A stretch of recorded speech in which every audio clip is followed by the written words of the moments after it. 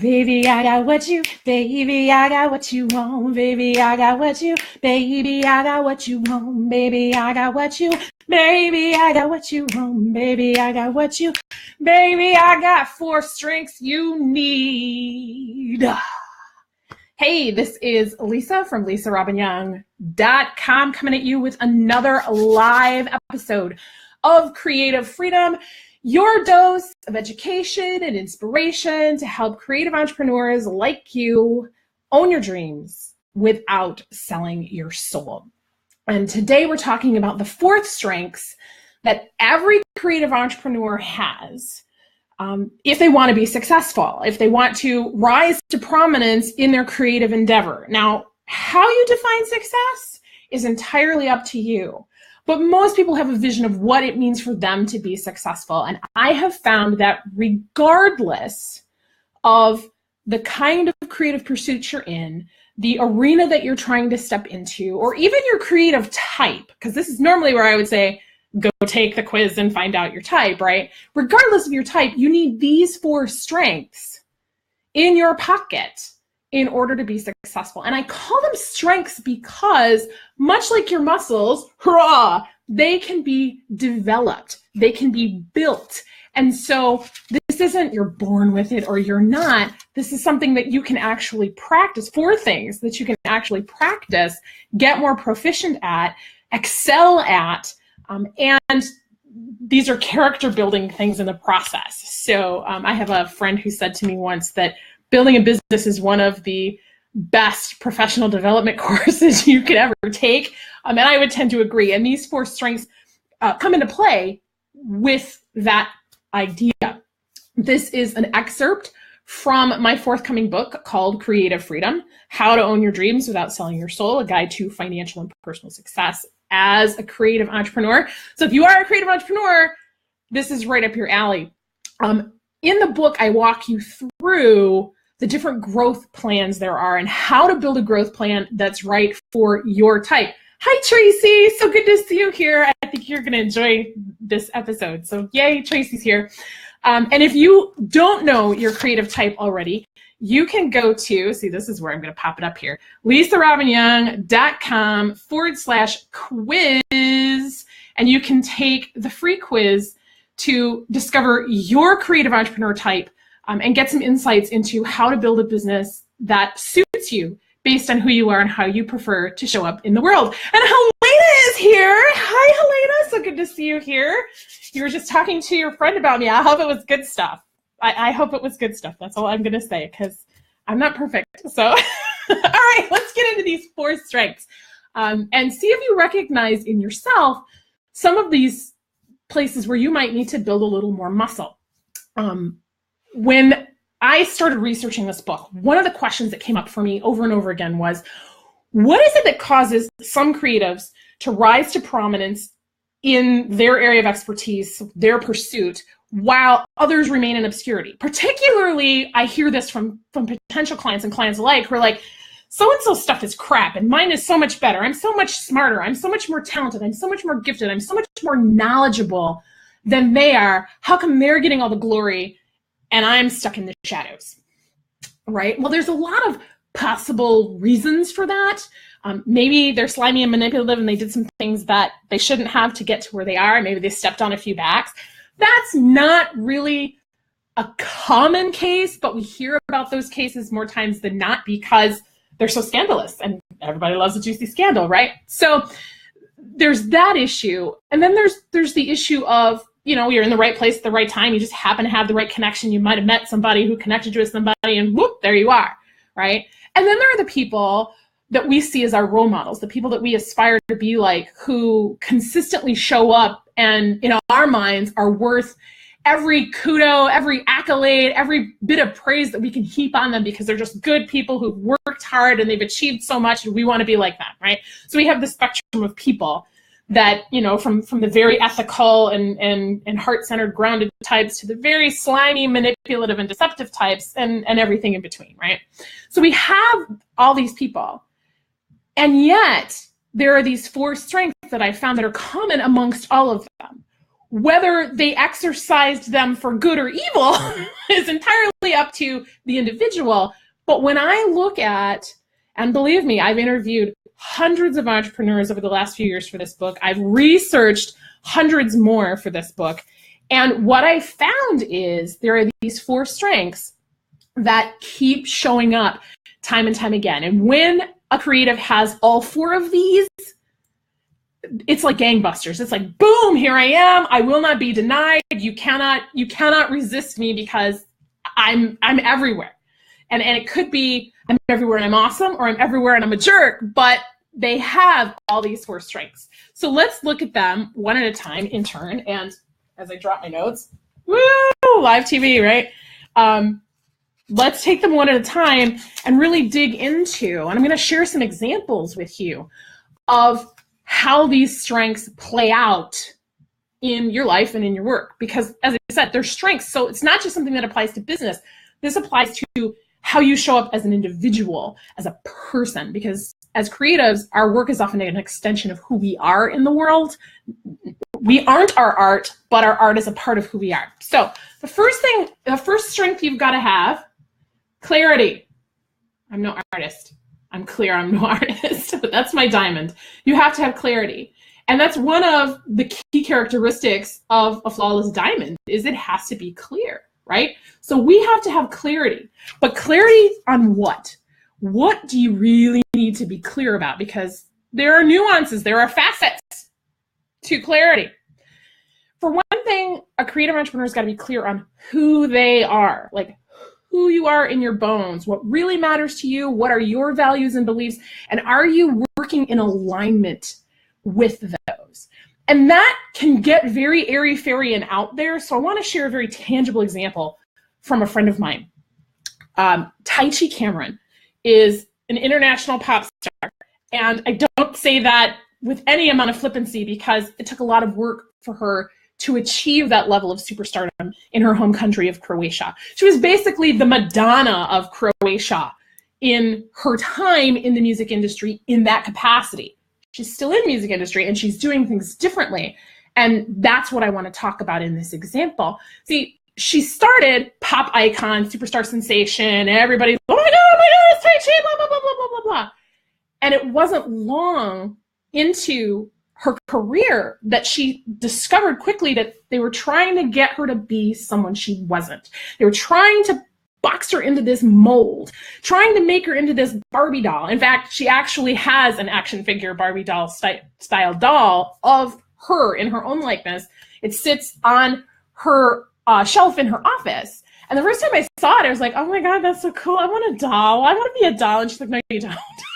Believe me, you don't want that, because what happened for her was she found that everybody was trying to get her to be the doll, to live in that box. Very, very much that very small confining. You go to the store and you see the doll on the shelf in a little tiny box where she's just like this.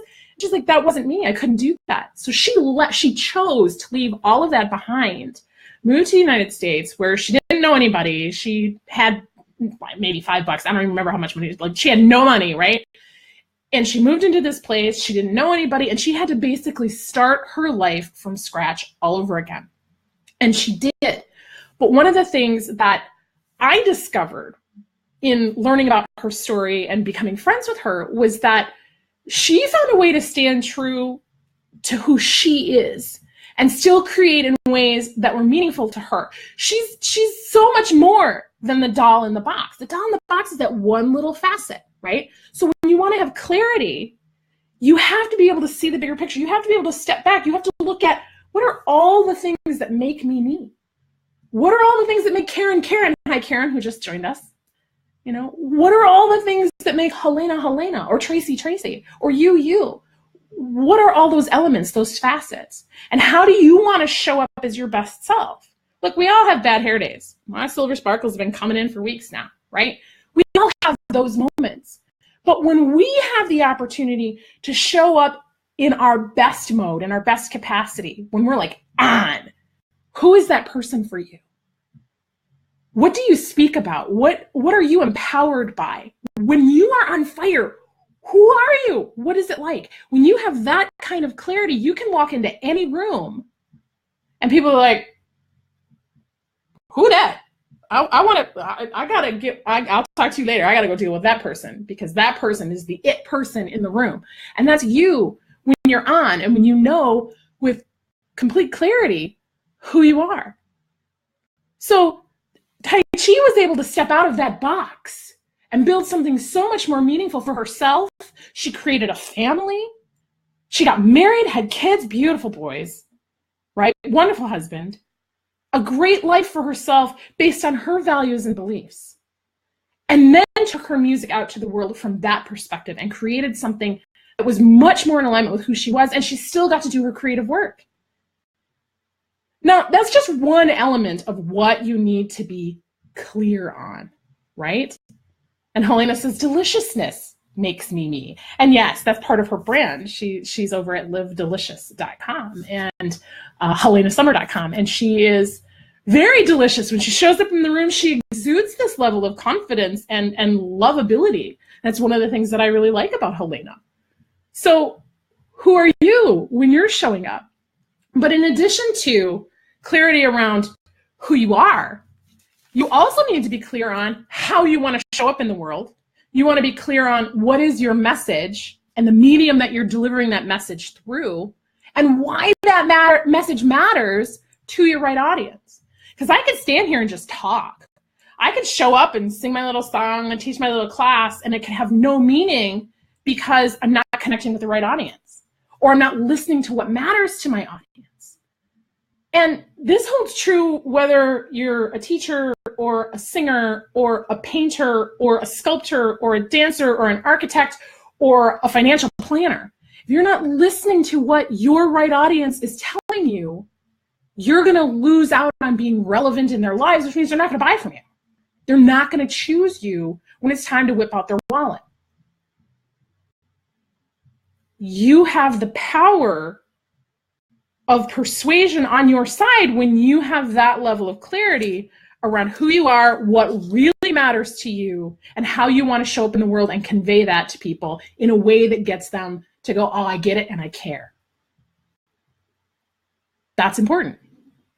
So what's that second piece, that second strength that you need? Courage. My terrible cowardly lion. Courage.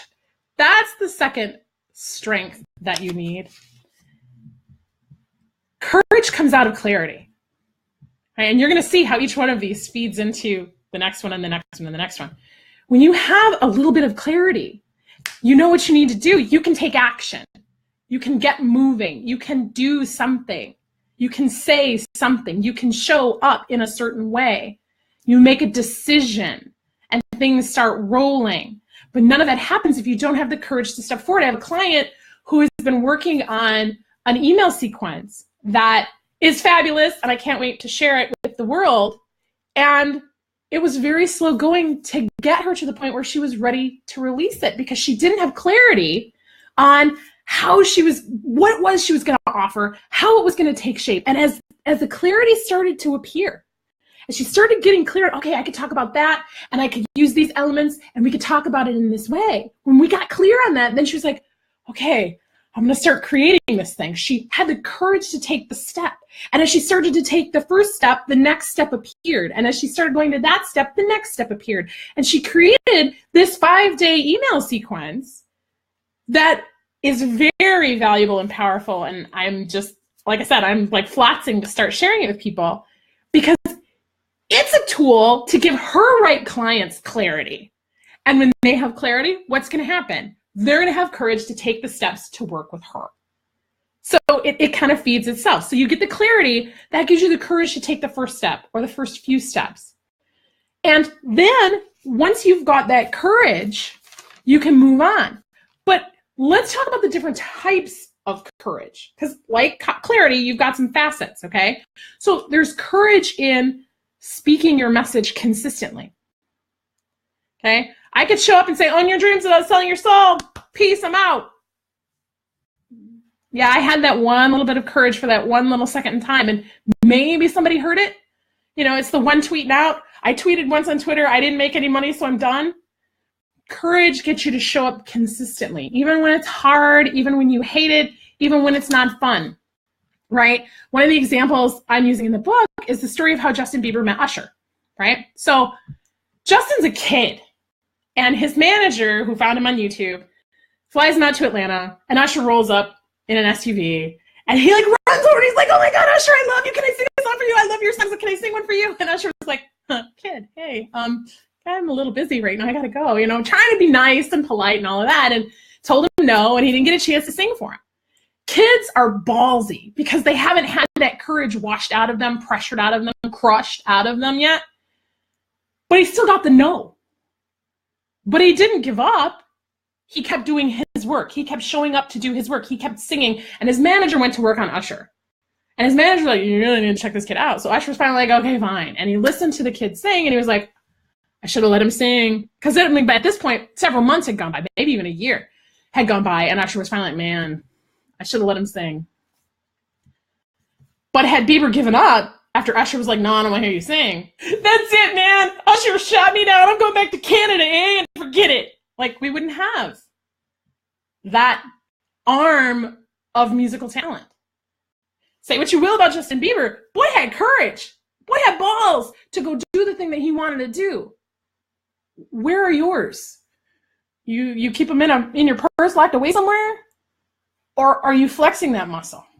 So you got to have courage to own your message and show up consistently, to own the truth, even if it's not popular, okay? Be that polarizing voice in the world. Say the thing that other people won't say because you see it as truth. Most of the thought leaders in the internet space, I'm thinking of like Danielle Laporte and Marie Forleo and even Brene Brown. I mean, they say things that when you first hear them, you're like, what? No, what? Really? Huh? Say what? They say the things we've been thinking, but the emperor has kept us from saying out loud, right? Are you doing that in your work? Are you owning the truths of who you are and what really matters to you, even if it's an unpopular opinion? Because polarity is powerful. Polarizing personalities are very powerful and persuasive. That's a lot of P's. Blah, blah, blah, blah, blah, blah. And it's still true. Okay? So you've also got to own up to your mistakes and make amends and be willing to do that. Oh, my bad. I'm sorry. How can I fix this and make it right? And sometimes you can and sometimes you can't. But owning it goes a long way. It's a character building exercise. One that I hope you don't have to do a lot. Still, it's important. You also have to have the courage to create your own insider vocabulary. When I started playing around with Noble Empire Inspired Life, I had people who were like, oh, I really like Noble Empire, but I don't understand it. It's too nebulous. I'm like, yeah, I get it. Then I started using Own Your Dreams Without Selling Your Soul, and there were a whole lot of people like, that's just too vague. It doesn't make any sense. And I'm like, no, my right people get it. My right people know that they've been working hard for years and years on the hamster wheel of hustle. That's my insider language. On this hamster wheel where they're hustle, hustle, hustle all the time, and they're not getting the results. And they want this dream. They've got this vision of how they want their life and their world to be, and they're not there yet. And they don't want to have to sell out, sell their soul, become some slimy, smarmy person in order to be able to have that thing. And I believe one of my core values is you don't have to go to that end of the rope in order to have that dream that you want. So I talk about owning your dreams without selling your soul. And I help my clients do that.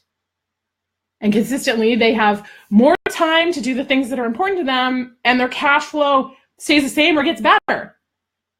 That's the goal. Own your dreams and don't have to kill yourself in the process to enjoy the fruits of your labor. Okay? So that's confidence. And confidence is not the same as arrogance. All right? Let me be really clear on that. Confidence allows you to say no with grace and yes with enthusiasm and know when things are and are not a good fit for you. Confidence gives you a greater ability to trust the process, to trust your team. Okay? That all comes out of courage. Right? So you have courage, you take those steps, that leads you to confidence. I kind of like spoilered it, right? Confidence, that's the next step. That's the third strength. It comes out of building the muscle of courage to show up, do the work, show up, do the work, show up, do the work. And now I'm like, I got this. It's in the bag. It's in the bag. I've been doing this long enough. I know the ropes. It's like high school. When you're a freshman, you're walking through the halls like you don't know where anything is, and you see that guy who's like doonch, doonch, doonch, doonch, doonch, doonch, doonch, doonch, and everybody's like, hey, who's that? Oh, he's a senior. Yeah, he might even be a super senior. He's been here long enough. He knows all the games. He knows all the moves. He knows who everybody is, right? That's confidence, which is not the same as arrogance. Arrogance is drinking your own Kool-Aid, believing your own hype. It's confidence in your own infallibility. Okay, so that's arrogance. Arrogance is confidence taken to the extreme of I can do no wrong, my stuff don't stink, I am perfect, and what I say is gold. And Mike Michalowicz tells a great story about this in his book about how he had made millions of dollars, bought and sold businesses, and he thought everything he touched turned to gold, and so he decided he was going to become an angel investor and promptly lost all of his money and had to go to his family and go, we're broke. And his daughter pulls out her piggy bank and goes, we're going to be okay, Daddy, here's my money. And that totally shifted his worldview. He had been drinking his own Kool-Aid. He had bought into his own arrogance, the arrogance of his infallibility. And he was quickly humbled by his little girl, who's now gone off to college. So, time flies. But that's the difference between confidence and arrogance. Confidence says, I know the ropes. I understand. I have clarity. I've been here. I know what rules to bend and break. I know what works for me. But that only comes out of taking the courageous steps to explore and experiment with what does work for you. You're building insider language. You're experimenting with your audience to make sure you're finding that right alignment. I have been online for over 10 years. Actually, I've been online for over 20 years, but in this capacity, I've been online for over 10 years now. And my audience has changed in those 10 years. I started working almost exclusively with direct sellers. Now, direct sellers maybe make 1/10 of my audience and of the clients that I work with, maybe. And it's not a function of the stuff I teach doesn't work for them. It's a function of who I'm speaking to, and how I'm speaking attracts a different audience. And I had to find the language that was most resonant for me that also engaged them. And if I couldn't do that, I couldn't build a business. You have to do the same thing. And when I say speak, it's whatever platform you're using to speak. It could be video, it could be art, it could be written word, it could be images on Instagram. I don't care what your medium is. What it is that you use to speak the message. What I care is, what are you speaking, and who are you speaking it to? And who's showing up to go, yeah, right on, I'm with you. Because those are your peeps. Those are your peeps. So you have clarity, that feeds confidence. Courage. Courage feeds confidence through practice, okay? So you can't just do it one and done. That's not how it works. Confidence. And then confidence gives you the almighty cash flow. Cash flow is king, people. And this is the kicker, because I see people who, again, bust their butt, hustle, work all the time. Will Smith said, I get up earlier, I stay up later, and when I'm on the treadmill and I'm running next to somebody else, either I'm going to die or they're going to get off first, because that's the only way this is going to go, right? So there are people who do that. They buy into that idea and they're go, and they never get ahead of the game because the cash flow is not there. And Toni Braxton, Lord Lover, is the poster child for this. She had a record contract. She was at the top of her game. Break my heart. Like, she was like all over everywhere. And because she was overspending the advance she was getting from her record company, she ended up filing bankruptcy. But she was undeterred. She was like, no, we're going to come back from this. We're going to come back even stronger. And she started the hustling and working. And she built herself back up. She started her career again. And she self-funded a show in Vegas. Okay? Y'all come to Vegas, I'm going to perform. And she was performing regularly in Vegas. And then she got sick. She had just renewed all her contracts to do another tour, another year. I think it was another year. She'd renewed all her contracts to continue performing in Vegas. And then she got diagnosed with lupus and another autoimmune disease. I mean, she got sick. And girl could not perform. And she had already committed all of this money that she didn't have. and she filed bankruptcy a second time. Now, there's no shame in filing bankruptcy. I got sick. I had a goal. I had a vision. It didn't work out. That's why those supports are there. And yet, as someone who's filed bankruptcy, and I can attest to this, and yet it's very easy to continue to fall into a trap of counting on debt to keep you afloat. Not going to work. Not in the long term. When you look at the most successful, most profitable people in the world, okay, not just in entertainment or in the arts or in the creative realms, okay, when you look at the most successful people in the world, they have cash reserves. They have cash flow. Apple has billions sitting in cash reserves.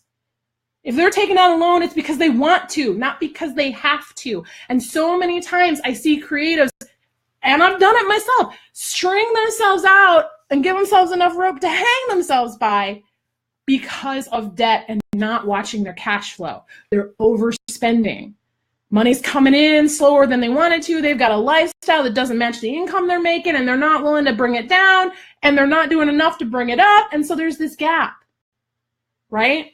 Now, changing that gap takes time, and it requires having a business model that works, which means courage. You got to do that experimenting, which means you may feel a chokehold come on for a little while. I have a client who we worked together for a full year almost before we got her business model fleshed out, because there was a lot of throwing spaghetti on the wall, a lot of experimentation, a lot of backward, forward, push, pull. I want to do this, maybe we should do that, and no clarity on what are we really going to do. And once we got through that and started to build the business model, she started to bring in revenue consistently every month. And no, it wasn't everything she wanted it to be, but it was something. It was a start. It was priming the pump so that we had some breathing room to be able to do something bigger. And now she's launched one of the biggest things she's done, I think, ever. And I'm excited to see where it goes for her. I have confidence because I know we've done the work. We took the courageous steps to get her to the point where she can show up confidently and go, this is what I do. This is who I am. This is who I serve. I'm excited to see where this takes her. I'll report back later. But you got to take the steps first. You can't, there's no shortcuts. There are a lot of people online who will tell you there are shortcuts, but here's the thing that I've learned, okay? You take that course, you take that program, you take that class, yeah, you're gonna learn some stuff, but then you still gotta implement. Somebody's still gotta do the work. And every hour you spend sitting in the classroom is an hour you're not getting other things done. So you have to be real mindful about the balance between what am I learning and what am I doing? What am I learning and what am I doing?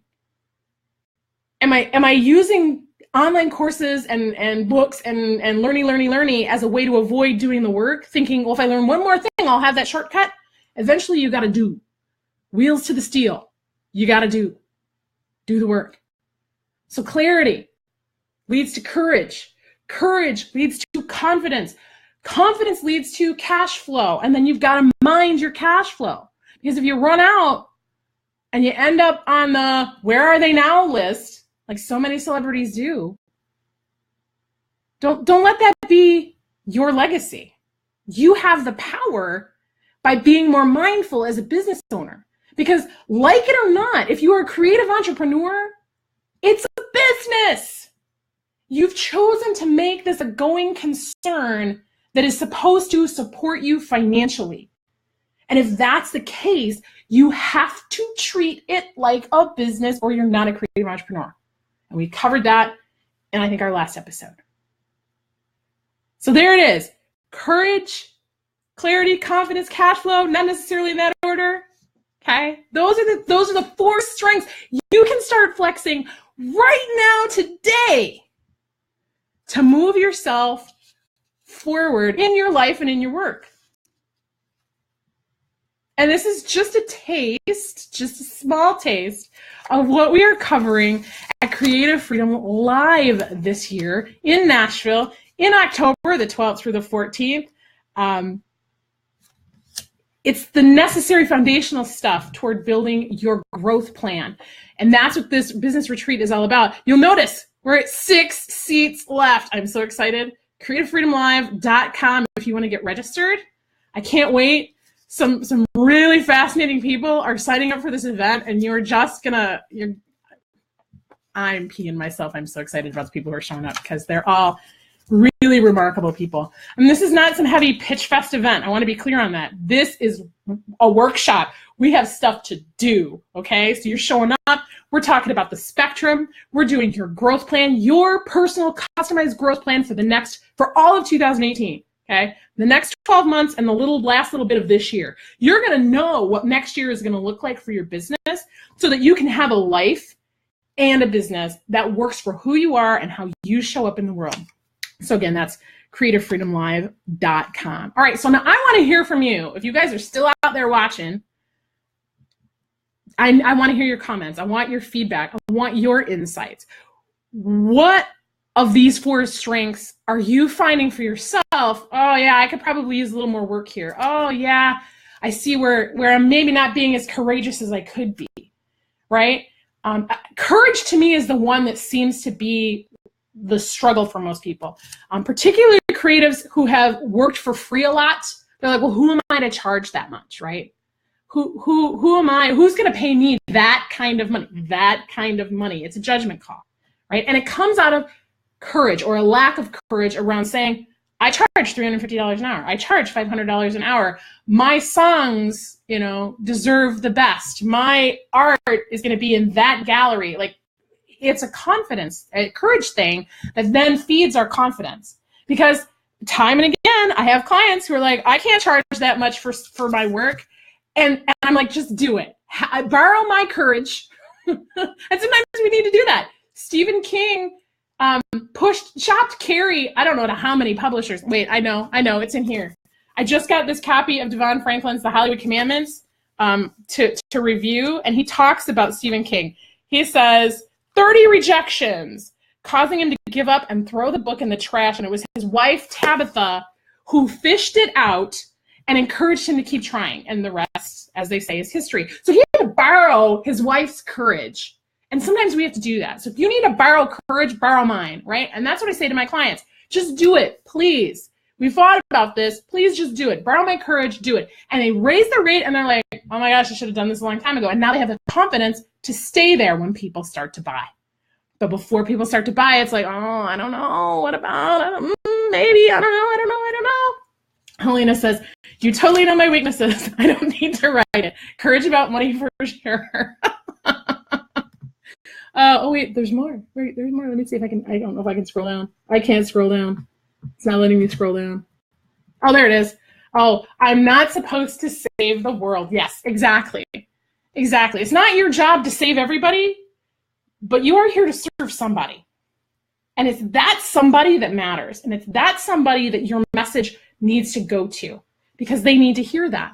And if you're standing there going, well, I don't know, I'm not worthy, maybe I shouldn't, who would pay me that?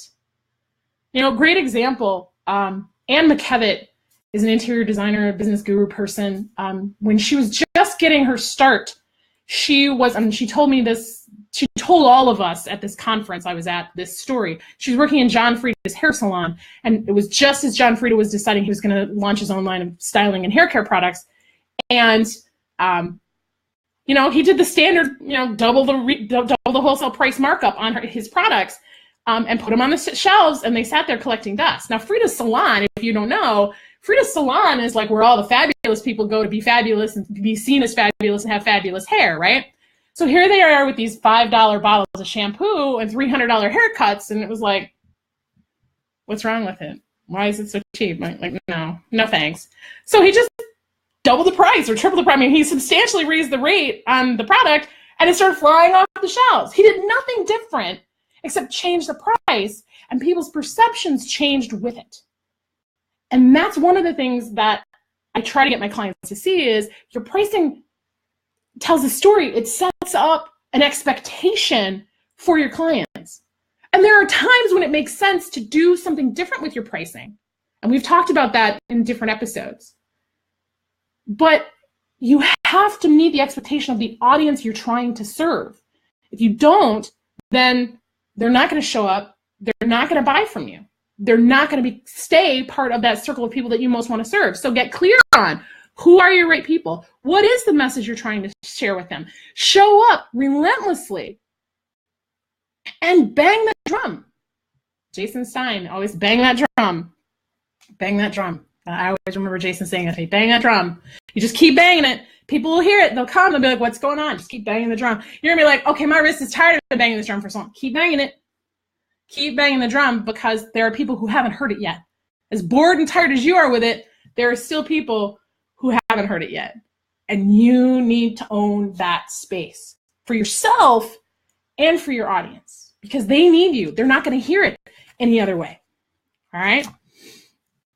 So I don't see any more comments. No more comments. Okay, cool. So that is pretty much going to wrap it up for us today. I'm just thrilled that you guys showed up and shared and participated and all of that. If you want to be the first, if you liked this episode and you want to be the first to get more episodes like this, then do me a sweet, sweet favor. Like this video, share it with your friends. Like and share to show you care is what I like to say. And if you've got a question you'd like to see me answer in an upcoming episode, send those to me. You can pop them in the chat. You can pop them in. Oh, Helena says, talk about money. I don't know what you mean by talk about money, Helena. You have to be a little more specific. But if you've got a question, let me know, and I will be going through those and popping them into a future episode. And giving credit where credit is due. I'll give you a shout out, because that's how I like to do. Next week, I'm going to actually lead you through a how-to workshop. And I call it Bridging the Gap. And you're not going to be able to see, but this is my bridge.